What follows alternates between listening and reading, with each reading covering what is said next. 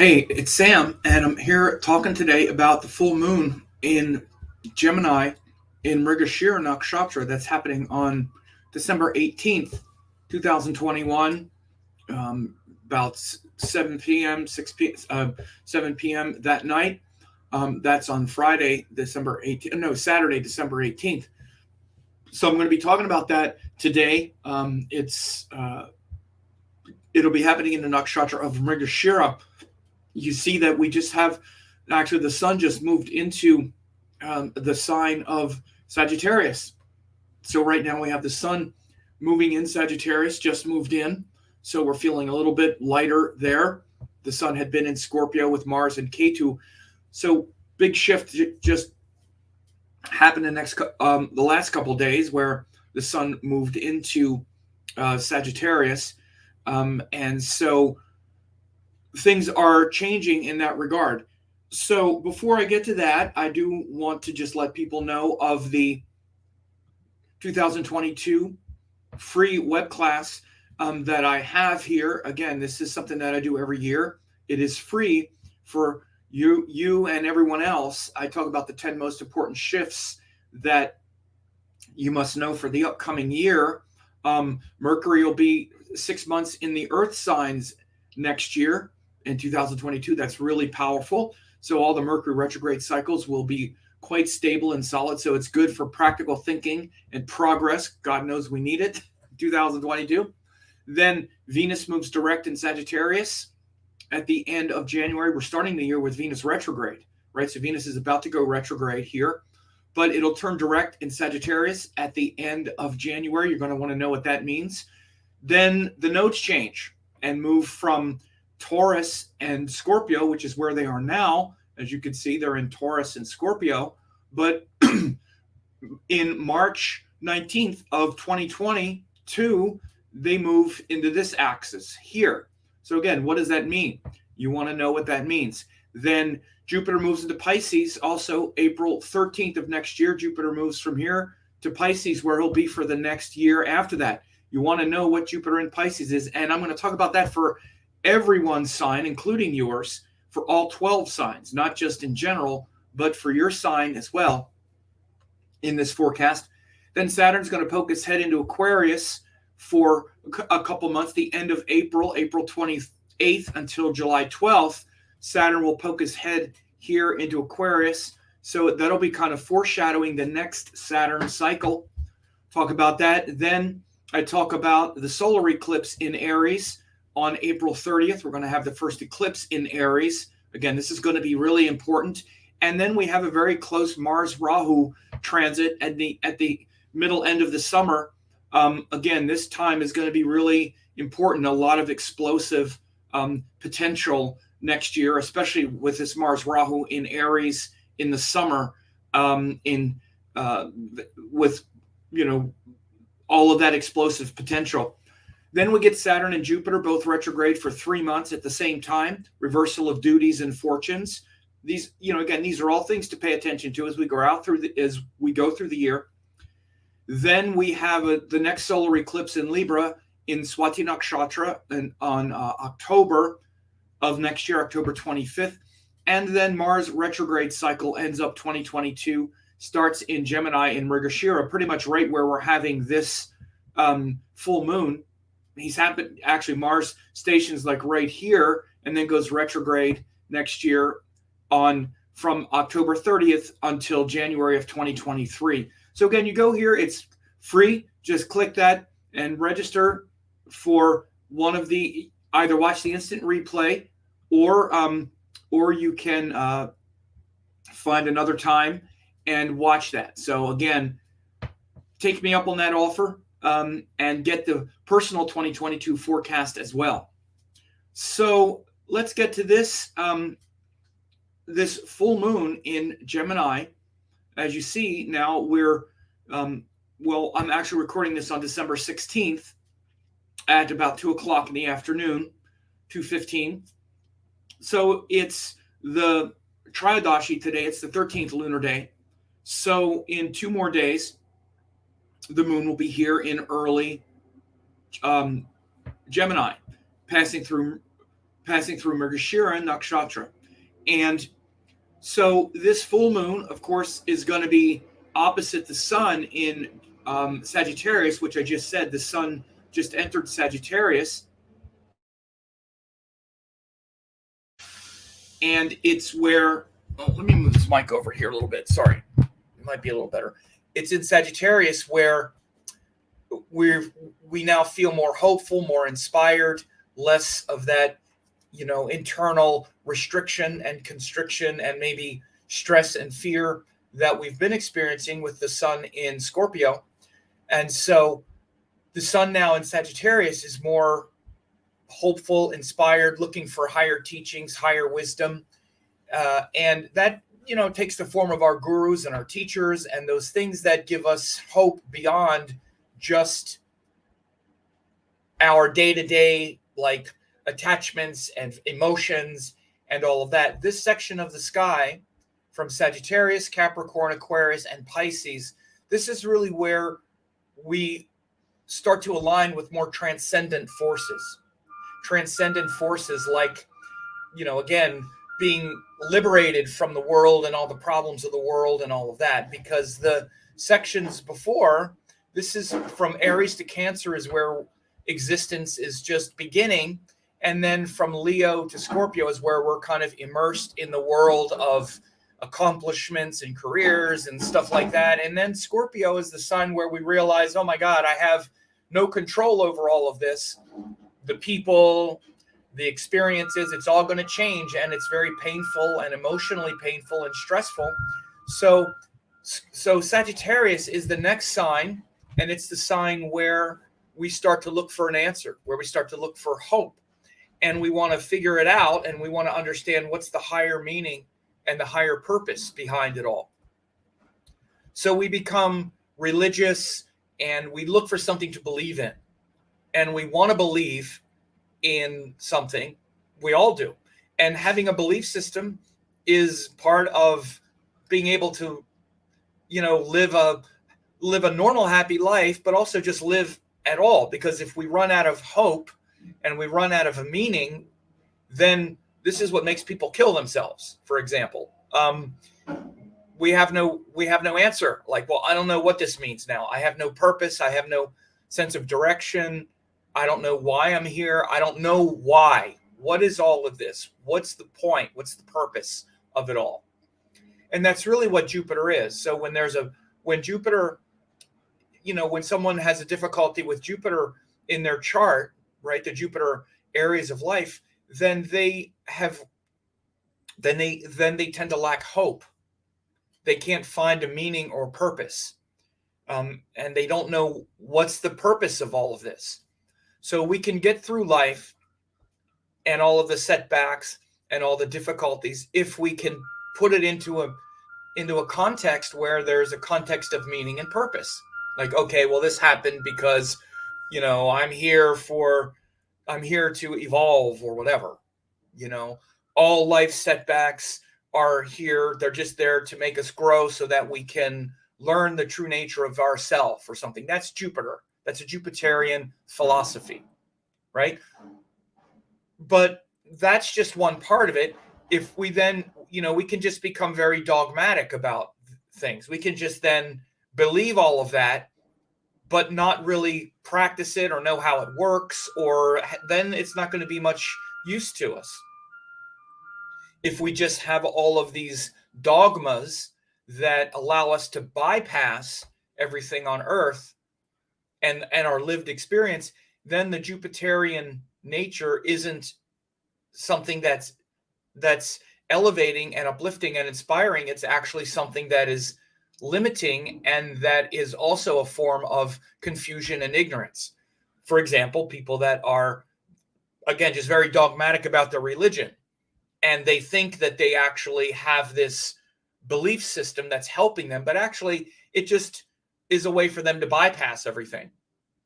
And instead of being engaged with life, they kind of use their belief system to kind of check out from things. Literally, like the mistakes they're making, or especially figuring things out in a more detailed way and trying to understand how their philosophies work, How does it work? See, that's where the Gemini part of the equation comes in. One second. This is how Gemini is opposite Sagittarius, because you can have that bigger picture, but then not have any details, no specifics, no comprehension or understanding about how it works. How does it work? Okay, it's one thing to believe in something, but again, that's just dogma. You just believe it. If you don't understand how it works, for example, like if you can't explain it, if it doesn't make sense to you, because that's what Mercury and Gemini is about. It's about making sense of things. And if your beliefs, Sagittarius, don't make sense to you, Gemini, then they're not going to be of any value to you ultimately. They're just going to be ways in which you bypass things. This is why you see people often who are religious hypocrites. Again, the extreme of like a Sagittarius is a religious hypocrite. They believe things, but they don't put any of it into practice.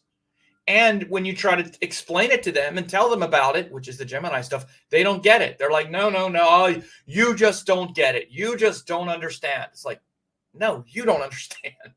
I do understand. You're preaching and not practicing. I do understand. I see it.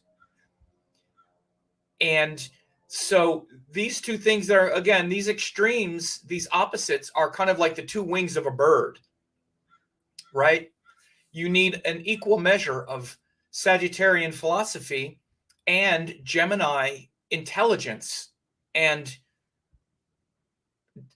discrimination and scrutiny to have your beliefs make sense to you and ultimately be of value to you so that you can benefit from them. Because again, even this kind of dogma, it gives a certain benefit. It keeps you alive and keeps you from, maybe getting too depressed or something at best, but it really cuts you off from a higher learning about yourself and the universe and whatnot. It can keep you stuck in a very rigid sort of narrow silo, just like you see all like a religious fanatic. Maybe they're comfortable in their little groove, but it's very easy to see that they're just kind of stuck, and all of the fear around it too. Then they have to then their fears kind of insulate them. They're always afraid that they're going to get some information that they can't answer. I mean, look at what happens when you try to question people that are just very dogmatic. The scariest thing in the world is that outside information, because they know they don't have an answer for it. So this is kind of, in principle, what we're doing right now, because we got to start all full moons and whatnot with where the sun is, because that's the real force that's coming into play right now. The sun is what's lighting it up. And in fact, it's literally what's lighting the moon up as well. The moon is in Gemini being lit up, but it's being lit up by the sun in Sagittarius. So this Gemini is reflecting back the Sagittarius principle. So this moon in Gemini is very much about the details, the communication, the intelligence to try to figure things out so that we can understand and figure them out and feel them emotionally and psychologically. Because again, it's the moon. So it's the feeling of perhaps not understanding what it is we believe. Because you believe something about the world. You have a belief. But no matter how well you can explain it, even with words and language, in your heart, you know that even those words and those good explanations isn't the real thing. Because the heart is that integrating principle. That's what the moon is. The moon is trying to reconcile and unite the differences. The difference between what we believe and what we can explain and what we can know. We're going to feel that on this full moon. And there's a restlessness with the moon in Gemini for this reason, because Gemini is not about integration. It's not about the feeling whole, which is what the moon is. And the full moons especially are where we're trying to feel whole in the face of irreconcilable opposites. The sun is here, the moon is here. There's these two opposite poles, and the moon is where we're trying to reconcile it and feel whole in it. So even if you're like me, where you can really explain what you believe really well, and you would think, oh, well, Sam, he doesn't have that problem. Sure I do. We all do. Because I might be able to explain it all. I can explain why I believe what I believe and blah, blah, blah, blah, blah. Still, the feeling is that, okay, you explain all that, but are you whole? Does it feel whole? Are you complete and whole in your heart around this Gemini Sagittarius principle? Is it a holistic experience? Because the heart is just, it's whole. That's it. That's the only thing that calms the heart. That's why the moon, the heart, there's only one thing that it wants, and that's peace. And peace only comes from being still. That's why the moon is exalted in Taurus, because it's the place where it's the most still. It's still not still, but it's easier stilled there. Gemini is not still. It's about movement. It's about motion. It's literally the nature of restless ideas. That's what Gemini is. Restless ideas. So in this case, with this full moon, there's that restless mind, that restless heart that knows, even if you have a good explanation, and we all think we have a good explanation, by the way. We all think we know, oh, I know why I know why I believe what I believe. One second. You hear me use the example of like religious dogma, and you're like, oh yeah, well, that's the way people are. I'm not like that. I can explain what I know what I believe, and I know why I believe it, and I feel whole in it. No, you don't. Everybody thinks their explanation is good. Even the most dogmatic person in the world doesn't think they're dogmatic in the terms I just said. Oh, I understand it. I understand it perfectly. Everybody thinks that. Even the most pure Vedantin in the world, they're going to feel that restlessness on this moon in Gemini. Because that's what the moon is. The moon is where we sense and where we know we're not whole. That's the biggest thing with the moon. The biggest keyword with the moon is feeling whole. And feeling whole only is experienced when there's pure devotion and there's the boundaries have dissolved and there's no identity. There's no personal identity. There's not even an emotion, because emotions are not whole. They're close sometimes, but emotions are also separating. Emotion is like a wave. When you're riding a wave and you're surfing a wave, you're not merged in the ocean. You might be on a big wave, and the big wave might feel very good. A big emotional wave might feel good, but you're not in the ocean. You're not merged in the ocean. You're riding a wave. Just think of it literally like that. That's what emotions are. And you might be riding a big wave. That's not a positive emotion. A big negative emotional wave. So you can think of emotions and feelings like waves on the ocean, whereas your true nature is the ocean, where you're like merged in the ocean, where you are the ocean. Not one of the waves, but the ocean. That's the nature of the heart and of the moon, if you want to look at it like that. And the closest way to get to that state is through stillness and peace. So that instead of being riding on this wave and then that wave, thinking that's your heart, you learn to go underneath and merge. So Gemini is it creates a lot of waves because it's the wind. And what creates waves more than the wind?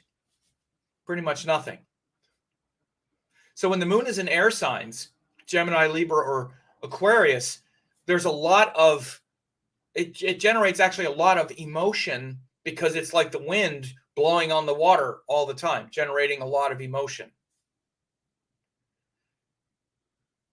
And many times in Gemini, for example, because it's ruled by Mercury, it's a Rajasic sign of enjoyment and fun and whatnot. When people have the moon in Gemini, often they really gravitate toward a lot of fun emotions. Like I want emotions that I enjoy, and I want to feel happy, enjoyment emotions. And they get the enjoyment emotion from exploring new things, exploring their interests. My moon is here. I'll feel good investigating things and enjoying things and communicating with people and doing things that are Gemini-like. But again, this also creates a lot of emotion and what's called Vata, which is the Ayurvedic derangement of the air element. And also this sort of it can also create a disconnect from the deeper devotional side. So in this full moon, there will be a lot of this understanding and this desire to want to merge and to want to get, let's say, like more information, explore your interests, find new ways of understanding what you believe already, because that's what our interests are based on. Our interests are, we don't go looking for interest or looking for information about things that we don't already believe, right? We look to test our beliefs or understand them more in Gemini. Now, the nakshatra here is also very interesting because it's ruled by the god Soma, which is actually one of the deities of the moon. It's symbolized by a deer, the head of a deer, and it's part of a story in Indian storytelling and myth where Lord Brahma or Prajapati, when wanting to create life on earth, pursued his daughter to create life on earth, because all of the beings were his children, and in order to create beings with physical bodies in a physical world, there had to be procreation.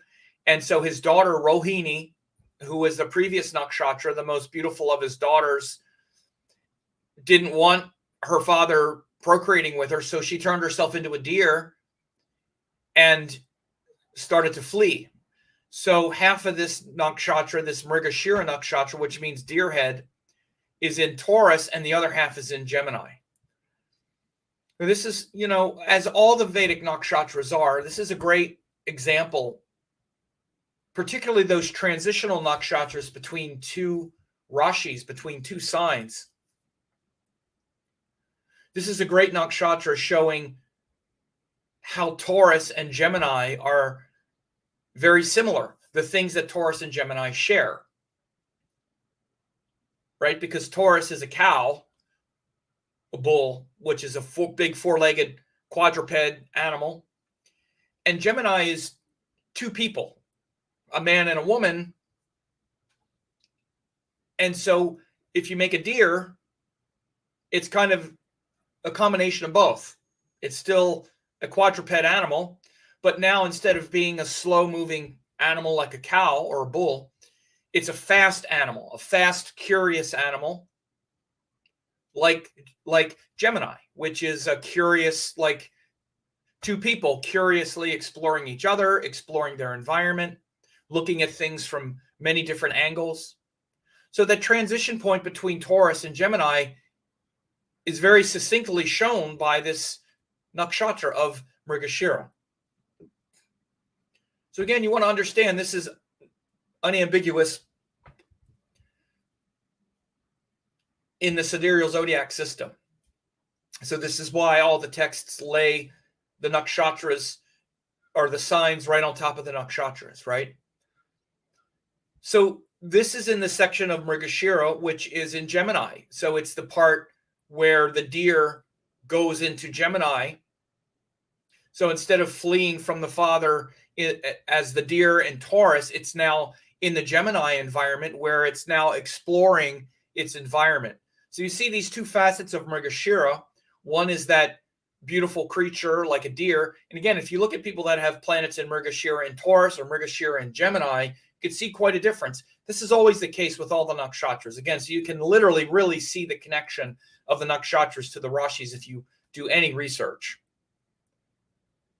So again, by the way, those who say that the rashis and the nakshatras aren't connected, on some level, I have no idea how they could say that. Like, have they never done research on nakshatras broken up into two different rashis? So it's very, even the appearance you can see. And you can see the movement and the motion and the energy when it's in Taurus. Same nakshatra, same kind of energy, but slower, more methodical, more sensual, because that's the nature of Taurus. Goes into Gemini, it's much more intellectual, quick, more restless, this restless searching. So this quality of like the restless searching for the soma, you really see the restless searching, longing part in Gemini. So that this is one of the qualities of this star also is called the searching star or the wandering star. And particularly when you get into Gemini, because again, Gemini is more curious, more really looking to comprehend and understand everything through their own experience. This is the nature of Gemini. In fact, like I said, it's why I started with Sagittarius. It's opposite of Sagittarius, which is, here's what you should believe. Believe this. That's Sagittarius.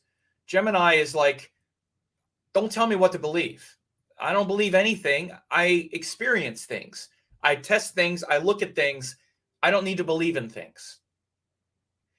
I'm going to search for the answer, and I'll see the answer. And if you're telling me to believe something, the first thing I'm going to do is not believe you. I'm first not going to believe the person telling me to believe them. That's actually just the kind of default nature of Gemini. First is like, no, I don't think I'll believe you, especially if you're telling me to believe you. Show me where to look for the answer, and then let me find it. So again, this is a big quality of Gemini, is this searching, and especially more than any part of it is that Mrigashira part. Ardra and Purnavasu as well, but especially the Mrigashira part is really the searching, the curious part. But again, it's a deer. It's not a bull. It's not a lion. It's just very innocently, think of a deer. Think of a deer walking in the woods, looking and exploring its environment, just looking for what's there. It might find something that might sort of jump back. You know how deer's kind of going and then they see you and then they kind of jump. They're a little skittish. So imagine that search being for the soma, which is the immortal nectar.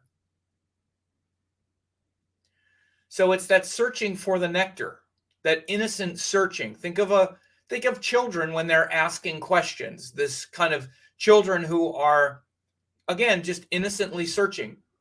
What does that mean? But why? But what's that? What's that? And they're just open and innocently searching for things. Right? And you can tell them, but they're going to keep searching until they want to stop, or they'll find an answer they like maybe, but then they'll keep searching more and more. So when people have planets in Mrigashira, they're always searching. And again, it's one of the parts of the restlessness of the sign, of Gemini and of the moon in Gemini, again, because like I already said before, Gemini is the restless heart. In general, all three nakshatras have their way of whipping up a lot of air. And again, for example, Ardra is even more, Ardra creates larger waves. Like I was explaining how Gemini is like wind on the water, whipping up a lot of big waves. Ardra really whips up a lot more of the emotional waves. Ardra is the one nakshatra that's fully in Gemini. Mrigashira is half in Taurus, and Punarvasu also has the last pada in Cancer. So Ardra is the most of Gemini is Ardra of the three nakshatras. So Mrigashira doesn't create as much of the emotional wave as the other nakshatras, especially Ardra, where again Ardra is literally a flood. But Mrigashira also has that kind of restlessness. So on this full moon, you can expect to feel that kind of restlessness, that restless searching and longing. Again, a big part of Mrigashira. Imagine that deer is looking through the forest and he's longing for that soma. Thinking, well, if I keep looking for it, I'll find it. I'll find that soma, that restless yearning and longing for that soma. And again, you have to remember it's Gemini. So part of that soma is fun, and they want it to be beautiful and enjoyable and fun and bring happiness.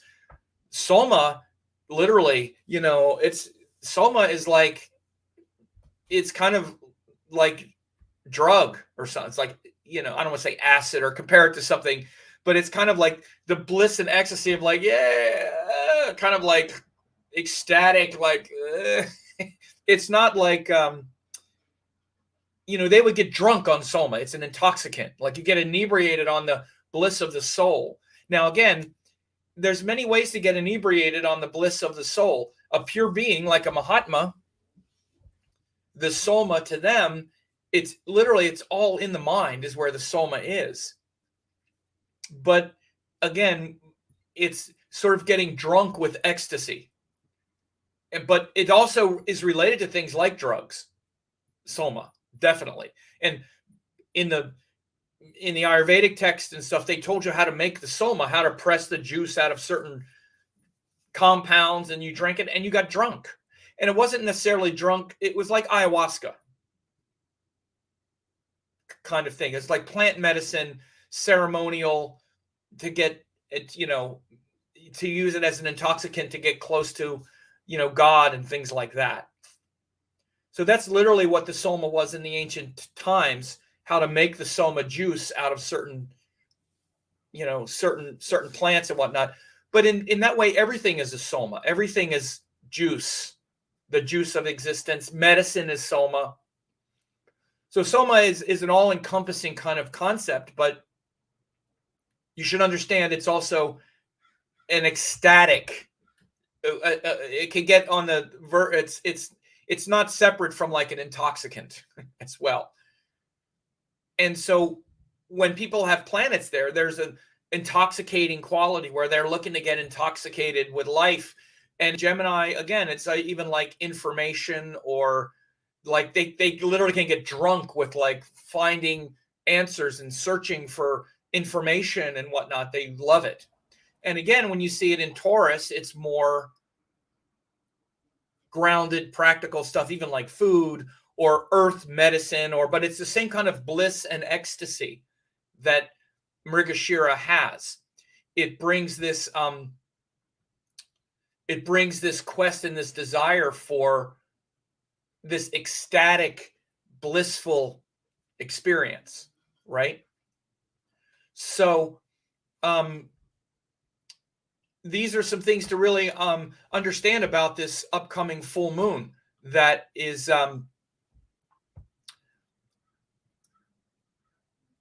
we have this contrast between Gemini and Sagittarius, where the sun moves in Sagittarius. So we're examining our beliefs, or actually we're falling back on our beliefs. We're like having come through some sort of confusing emotional, psychological times recently. The sun going into Sagittarius is like, okay, I feel anchored in my beliefs again. Whew, that's good. So the last couple days, I'm recording this on the 16th. And the sun just went into Sagittarius yesterday on the 15th.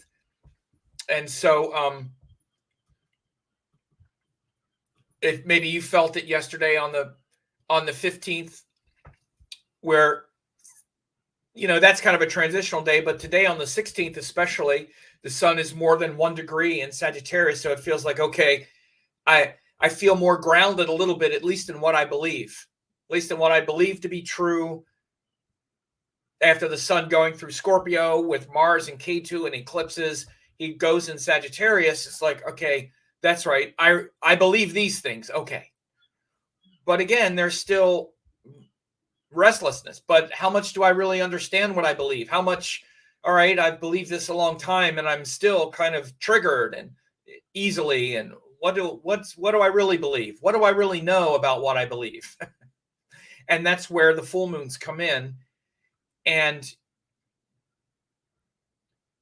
question you and challenge you, in this case, to explore and to get curious and connect with that bliss of life. Because remember what I said at the beginning too, that Sagittarius is this where our beliefs and these things can sort of be like dogmas that insulate us from the stuff we're afraid to think about or look at or whatever. And it can be kind of disconnecting. And Gemini is very engaged with the details of the world. And again, this first nakshatra Mrigashira here is very much about the bliss and the joy and the ecstasy of figuring things out. It's actually really fun. Knowledge and information and exploring what's real is actually a lot of fun. It's very blissful. It's very joyful. It can be ecstatic to like see, oh, wow, look at how this is like that. And like the excitement of a child figuring new things out, instead of being afraid that the things you might figure out are going to undercut your existing beliefs, for example. So Mrigashira is like that excitement of a child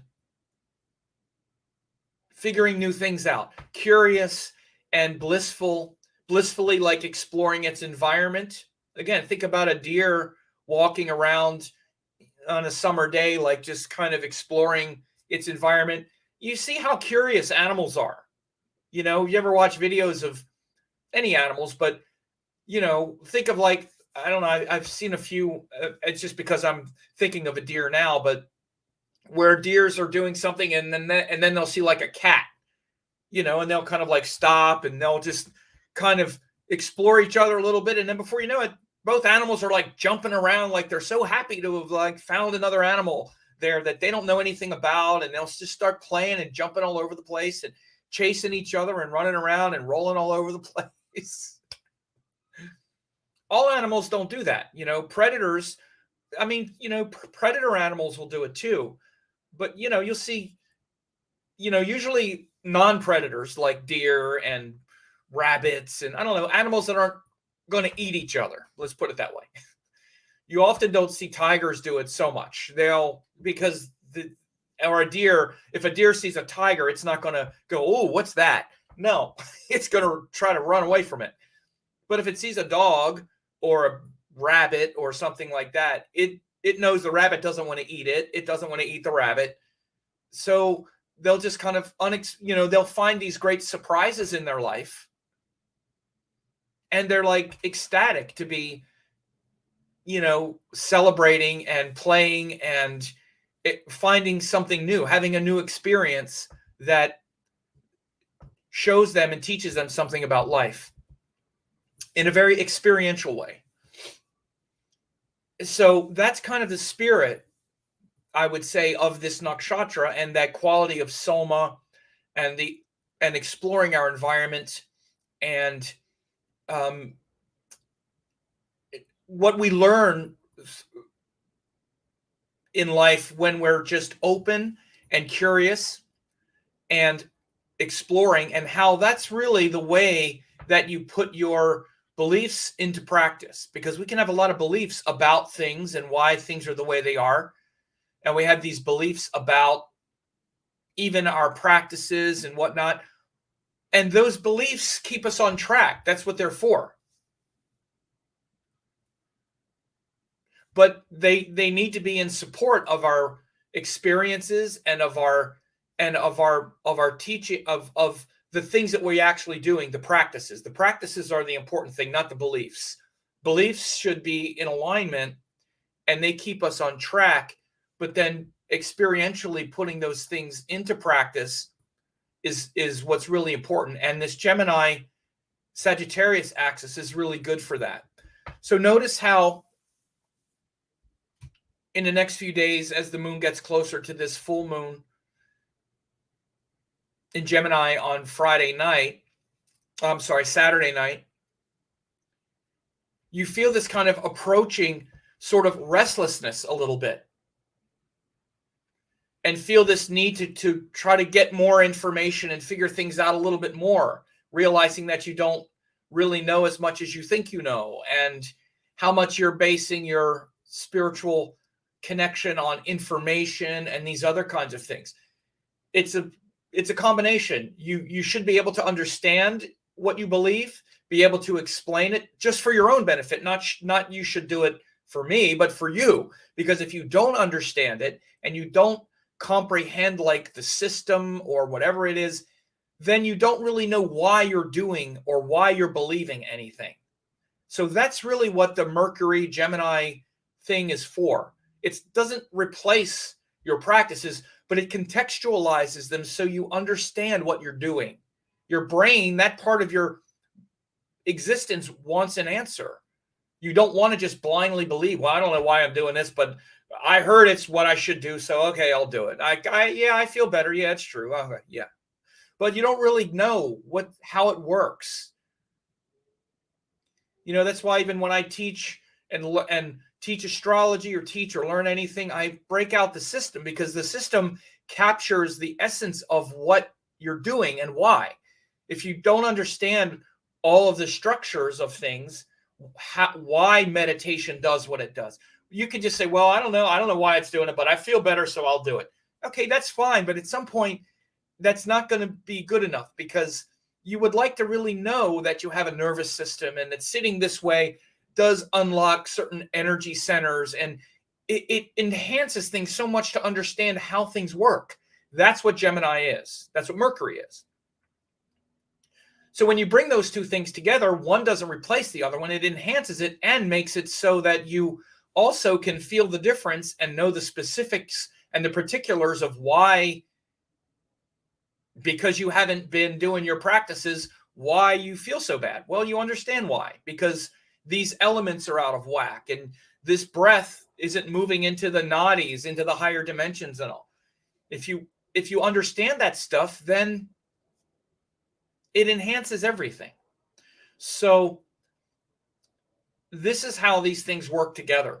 So notice how you might be feeling right now a desire to really double and triple down on the methodologies, or notice where they're not really in place, where you just kind of, even with, if it's yoga or some kind of belief system, shamanism or something, people have all these beliefs now that are so esoteric and exotic, and especially they're like, oh, I kind of believe it all, and I'm just kind of this and that, and they just kind of read a lot of stuff and believe a lot of stuff, but they don't really practice anything.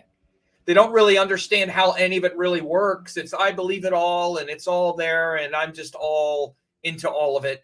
Again, all into all of it is usually not really into any of it. They're really kind of the same thing.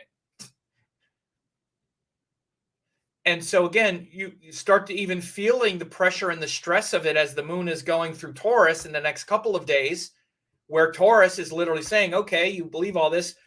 What is the how is it impacting your life? Because that's what Taurus is. Taurus is about the tangible results. So as the moon is going through Taurus leading up to the full moon, it's wanting to see the tangible results.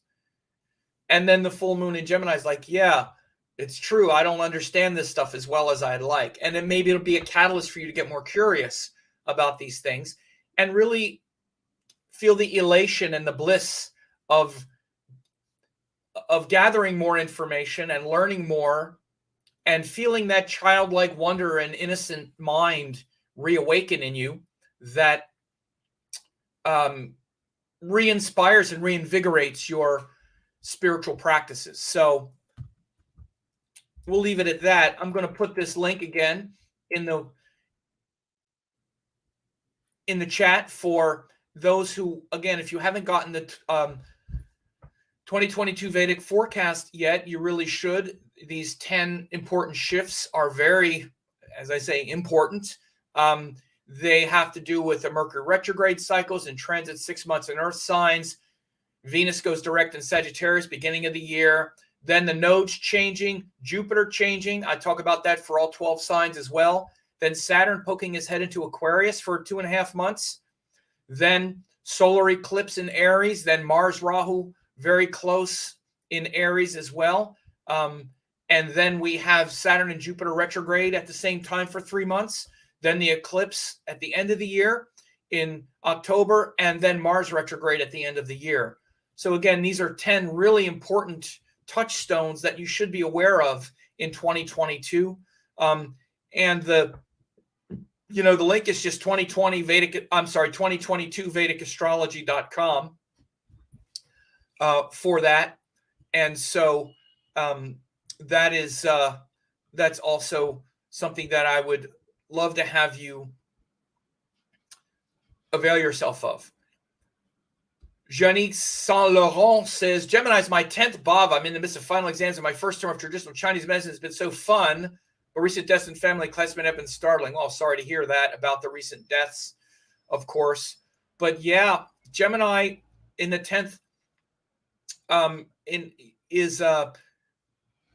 this shows why Virgos love learning and communicating about what they learn for sure.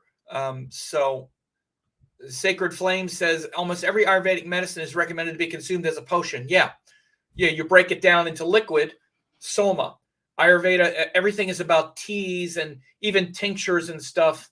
Everything is, because when it becomes like a liquid, it's like the soma. And so I imagine that's in response to that. And so this is a good thing. Somnium says, this time is so tough, but it's good to just focus on life, be inspired, focus on what is real. Rude people, negative thoughts can just fall away. Thank you. Enough nonsense. Life is precious. Yeah, there you go.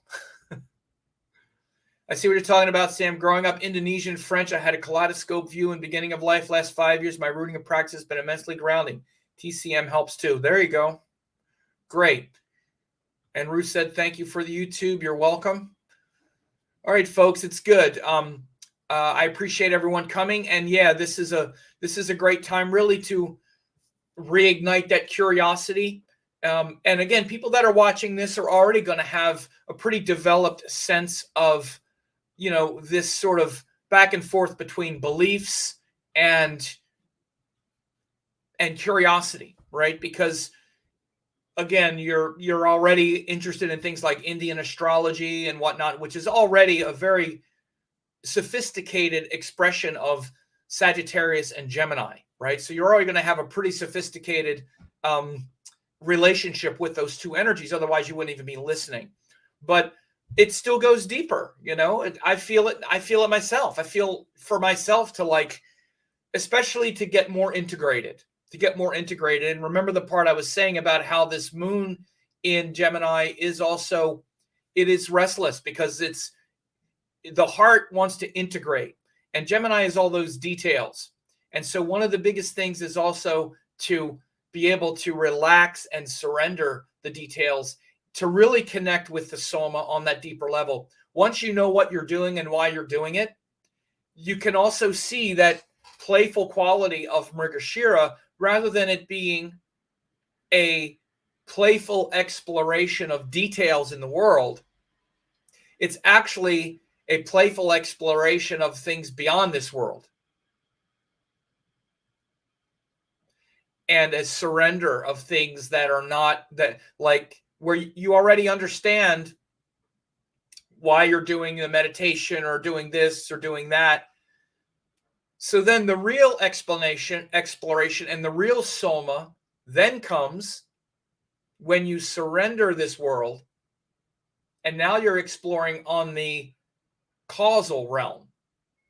Now you're the deer who is easily in the bliss of the soul beyond this world. And this is where Soma and Rudra are aligned. Soma is the deity of Mrigashira, and then Rudra is the deity of Ardra.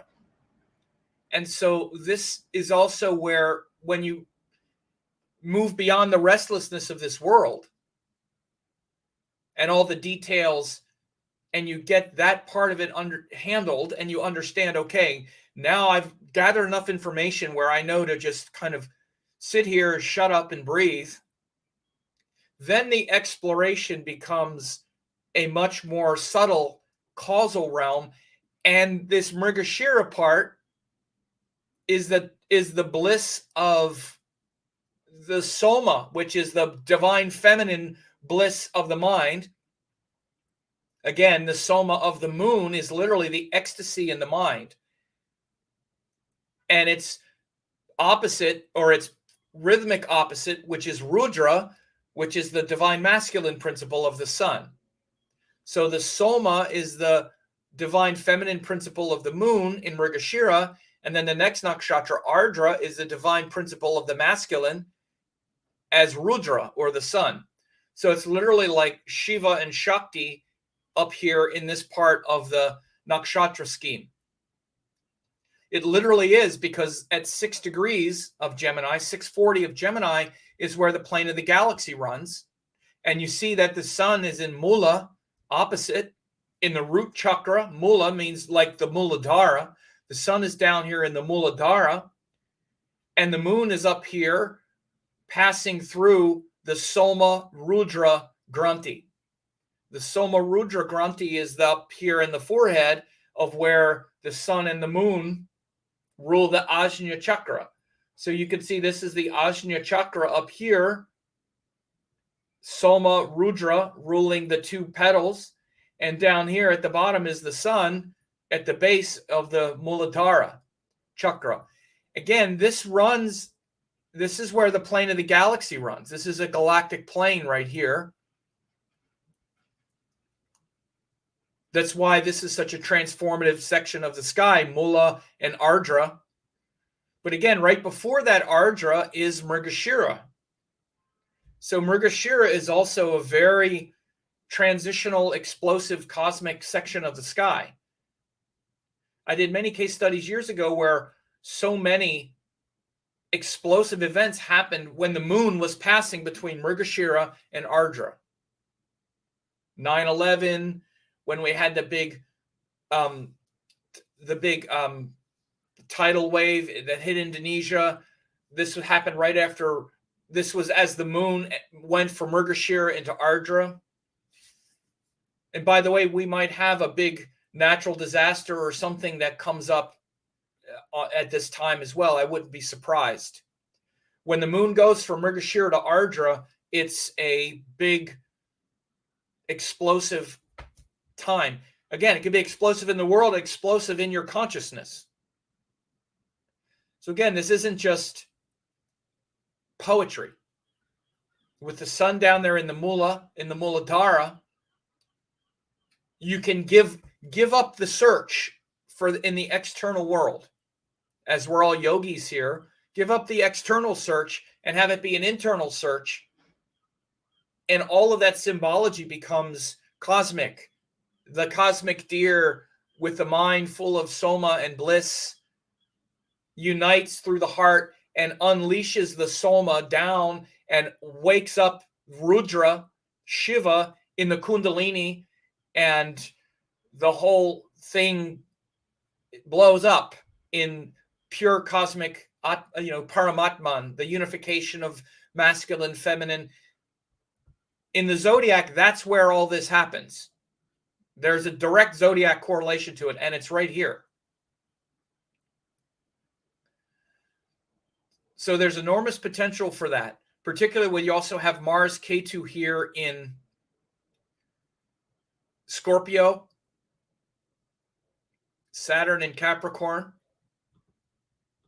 And Trudy says, yay, great weekend for the exam. Trudy's going to be taking the level 1 exam this weekend from my school, so that'll be great. But yes, so this is a very powerful time. This both externally, internally, and the Sagittarius Gemini is very transformative axis of spirituality. And these nakshatras, Mrigashira to Ardra, are really some of the most, maybe the most spiritual kind of transition, maybe in the whole zodiac, because again, it's where any planets that cross over here cross over the plane of the galaxy here. That's where the galaxy runs from, like 6 degrees Sagittarius, 6 degrees Gemini.